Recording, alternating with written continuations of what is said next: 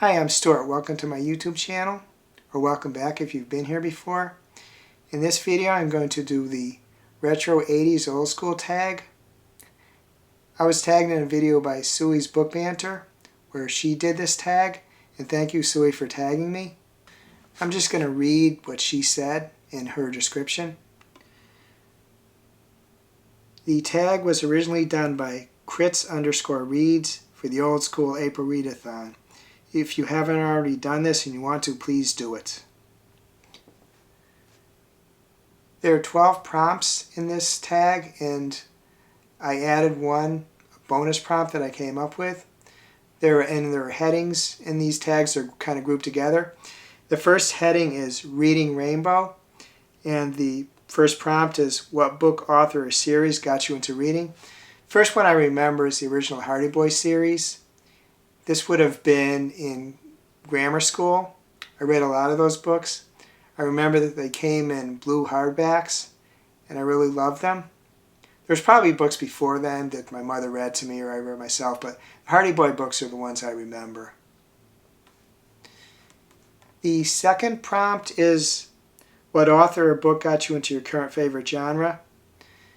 My current favorite genre, both in my opinion and what my Storygraph numbers show, is fantasy. I had to think about this a while, but I realized that the author was Yasmin Galenorn, and the series was the Otherworld Sisters of the Moon series. It was a 21-book series that she did. It tells the story of three sisters. The books alternate between the three sisters. One will tell a story from the perspective of one, and then the next, and then the third. There are three realms in the world: the human realm, the magical creature realm, and the underworld realm.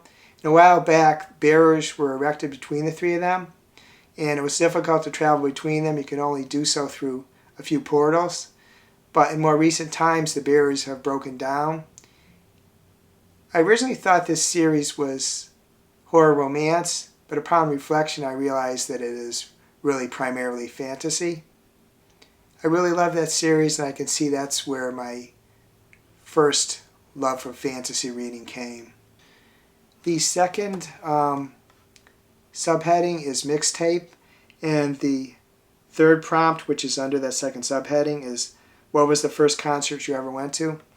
First concert I ever went to was Harry Chapin in the summer of 1978 at the Oakdale Theater.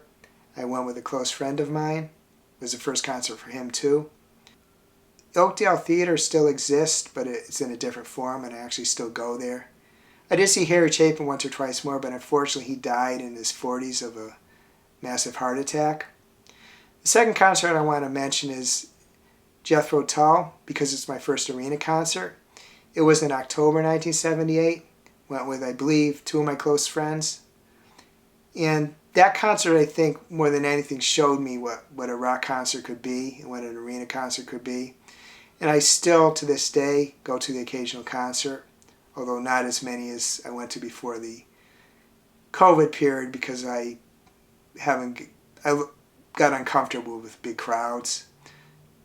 And I do want to mention one 80s reference, because I'm trying to get 80s references in here when I can. In 1980, I went to see Queen. That was at the Hartford Civic Center. And there was other concerts I went to in 1980, but I specifically remember Queen. There's two things that stand out for me about that concert. One was that despite Queen being at the height of their popularity, the place wasn't full. The other thing was that during part of Bohemian Rhapsody, the members of Queen left the stage to acknowledge to the fans that these parts were pre-recorded and played that way. They weren't playing them live. And that's kind of interesting, because contrast that today, because if that occurred today, the band, singers, they would just pretend they were playing and singing. They wouldn't want to acknowledge to the crowd that the part the crowd was hearing was pre-recorded. The fourth prompt is, what band or artist do you love but never got to see live? There's a lot of new artists that I haven't seen live, and I'm not sure if I will, because as I said previously, I'm not going to so many concerts anymore. But I want to mention two. The first is Pink Floyd. I did see their principal songwriter and bass player Roger Waters 3 times, but I never saw the full band. I don't think I'll ever will see the full band because although Waters and the other principal in the band, David Gilmour, they had a long, acrimonious relationship. I believe they're reconciled to a great extent, but I don't think Gilmour wants to tour anymore, so it's not going to be possible for me to see them. The other band is The Offspring. I first became a fan of them in 1994 when they released their album Smash. I have had opportunities to see The Offspring, and I just didn't avail myself of them. They do still release music, and they do still tour, so it is possible that I might see them at some point. Also, for an 80s reference on this one, the first 2 times I saw Roger Waters live were in the 80s. The third subcategory is I always feel like somebody's watching me. And the first prompt under that, and the 5th overall, is what was your favorite cartoon when growing up? This is kind of a hard one. I can't really name just one. But I do remember loving Bugs Bunny and The Roadrunner, which were shown on Saturday mornings, and Rocky and Bullwinkle, which were shown on Sunday mornings. There's also a couple of shows that I love that weren't cartoons, and they were Flash Gordon, and another was Buck Rogers. And those 2 were shown on Sunday mornings, I believe. I don't think they were new even then. I think they were recorded maybe in the 40s or 50s. But I really remember loving those 2 shows too. The 6th prompt is name a TV show or a movie that is tied to a good memory. The first movie I ever remember seeing was a movie my father took me to. It was in a theater in a town close to ours, a side street off it, which is long since replaced by something else. And I'm not sure what, couldn't really place the location. But the movie was Voyage to the Bottom of the Sea. It was a movie version of a popular TV show of the same name. It was a show by the producer Irwin Allen. He had other popular shows at the same time, Since It's Land of the Giants and others. And I really remember liking it and all those other shows. I was probably 5, 6, 7 around that time. Not very old.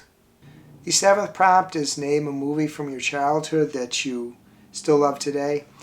I'm not one for watching many movies repeatedly, but I do know that if I watched the original Star Wars movie today, I'd still love it.